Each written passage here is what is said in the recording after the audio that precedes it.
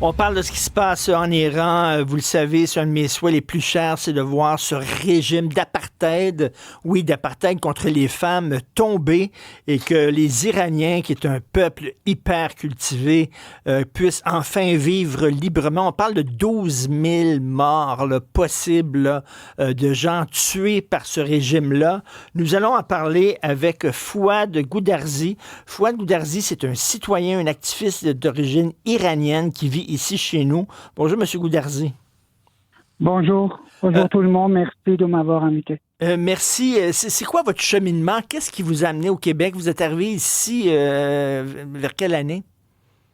Moi et ma conjointe et mon garçon, on est arrivés ici en 2015. On était 3 ans à peu près à Montréal et après on a déménagé ici à Québec. Et on est là, on est tombé en amour avec Québec, alors on reste ici. Merci. Est-ce que vous avez quitté le régime parce que justement vous trouviez que vous manquiez de liberté là-bas? Oui, entre autres.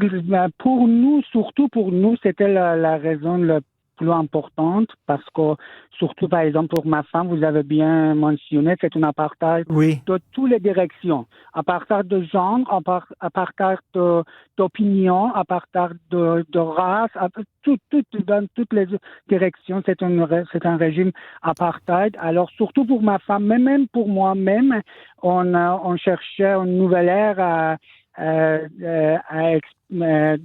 voir. Alors, c'est l'une des raisons, enfin, c'est la raison la plus importante. Mais évidemment, la raison économique aussi s'est ajoutée. Écoutez, il y a un blackout numérique. Vous avez de la famille là-bas? Est-ce que vous avez des nouvelles de votre famille? Oui, dans le fond, c'est vraiment non. La seule chose qu'on a réussi à faire, apparemment, il y avait une seule personne à Téhéran qui était connectée à Starlink. Oui. Et elle avait un contact ici à Québec. La personne dans le fond, a demandé à tout le monde de donner les numéros de téléphone de leurs proches. Et elle a appelé à Téhéran, elle a appelé un par un, elle a reçu des messages vocaux un par un et elle nous a envoyé. Alors moi et ma conjointe, on a reçu un message vocal de 30 secondes de notre famille chacun. C'est toutes les communications qu'on a eues avec notre famille depuis presque une semaine maintenant. Écoutez, il y a des gens qui rêvent du retour, en fait, du fils de l'ancien Shah d'Iran pour diriger le pays. Qu'est-ce que vous en pensez, M. Goudarzi? Oui, c'est sûr et certain qu'actuellement, monsieur Prince Pahlavi, c'est le plus accepté et respecté dans la communauté iranienne. Je ne veux pas dire que c'est la seule option, mais c'est lui qui est maintenant, qui a l'hégémonie, vraiment. C'est ça, c'est sûr. Le signe le plus important pour ça, parce que oui, les manifestations ne sont pas commencées avec son appel. Ça a commencé par les commerces de Téhéran et était en cours pendant presque une semaine, quelques jours, et plus ou moins dans plusieurs villes, plusieurs personnes tuées, etc. Mais après que M. Pahlavi a fait un appel aux gens pour descendre dans la rue, tout a changé. Tout a changé. Ça, c'est vrai. On ne peut pas cacher la vérité. Moi, je suis pas un monarchiste. Moi, je suis pas républicain non plus. Pour moi, chaque modèle de gouvernance qui garantit les droits humains et la souveraineté du pays, pour moi, c'est OK. Alors, mais il faut dire la vérité. C'est depuis l'appel de M. Pahlavi, de Prince Pahlavi, que tout a changé. Et c'est depuis son appel que le régime a été obligé de couper l'Internet et faire un massacre et un crime contre l'humanitaire. Alors c'est lui maintenant, mais Monsieur Martineau, vous savez, plus que vous êtes populaire, plus vous êtes responsable aussi.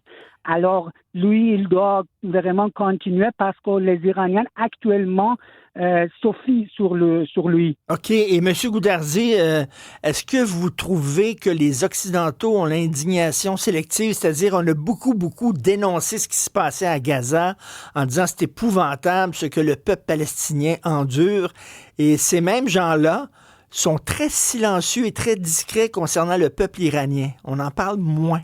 Pourquoi, selon vous?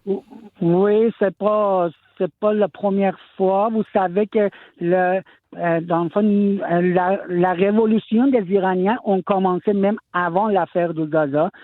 Ça a commencé en 2022 par la révolution Femme Vie Liberté. Oui. Alors que maintenant, peut-être le sujet a un peu changé, l'aspect a un peu changé, mais de toute façon, c'est la même direction que les Iraniens continuent.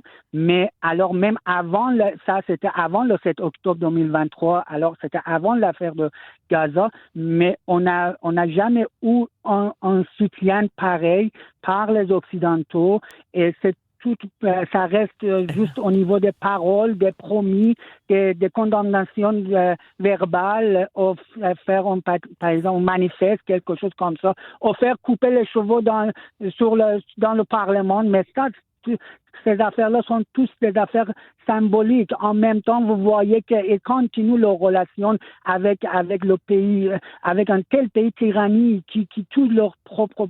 Pourquoi vous avez encore vos ambassades là-bas? Pourquoi vous gardez ouvert vos ambassades là-bas? Alors, ce sont les questions très, très importantes. Alors, on se demande finalement, c'est quand et à quel moment que l'Occident vous prend une vraie action pour changer. Parce que, monsieur Martineau, mon ami Richard, si ça change en Iran, c'est pas juste les Iraniens qui en profitent. S'il vous plaît, moi, je demande tout le monde de faire attention à ça. Ce régime-là n'est pas juste, son mandat n'est pas limité à l'intérieur des frontières d'Iran. Mais... Ils se donnent un mandat mondial. Je vous donne un exemple, monsieur Martineau. Rapidement, Fouad. Oui. Le corps des gardiens de la révolution islamique, dans son nom, le mot Iran n'existe pas. Il s'appelle le corps des gardiens de la révolution islamique. Alors, on parle d'une révolution islamique mondiale qui n'a pas de frontières. Exactement. C'est un danger mondial. Alors, c'est pour ça qu'on dit à tout le monde, prenez une action pour se débarrasser de ce cancer mortel, parce que ça peut risquer pas juste les Iraniens. Mais merci. Donc, c'est un Iranien qui dit que le mouvement islamiste est un cancer mortel. Écoutez, bon courage. J'espère qu'on va voir ce régime-là tomber et j'espère justement qu'on ne se contentera pas de belles paroles, mais qu'il va y avoir aussi des actions. Monsieur Fouad Goudarzi, merci beaucoup. Bonne journée.